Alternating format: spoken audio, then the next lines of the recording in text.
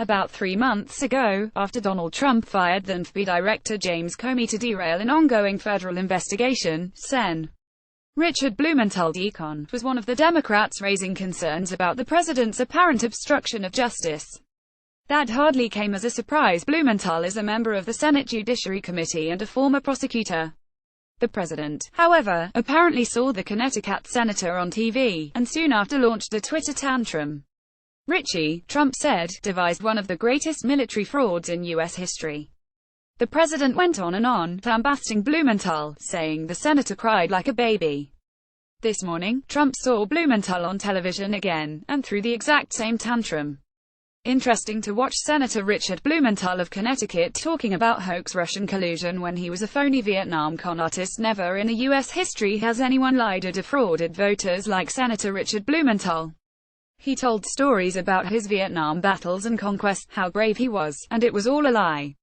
He cried like a baby and begged for forgiveness like a child.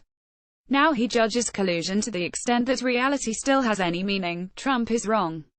Blumenthal spent years in the Marine Corps Reserves, but was not deployed overseas during the war in Vietnam, and he never sought combat. But Blumenthal also never told stories about his Vietnam battles and conquest. Trump is just making this up, and the controversy stems from a 2010 story in which the senator apparently slipped at an event, saying he served in Vietnam, rather than during Vietnam.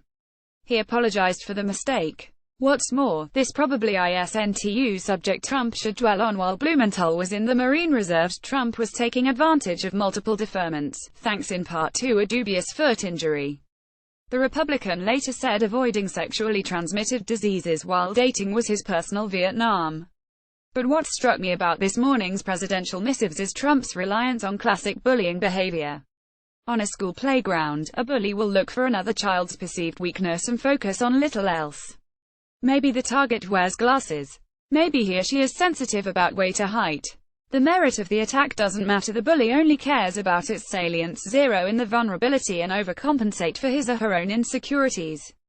For Donald Trump, there's effectively a file of bullying index cards in his mind, to be used in response to every slight.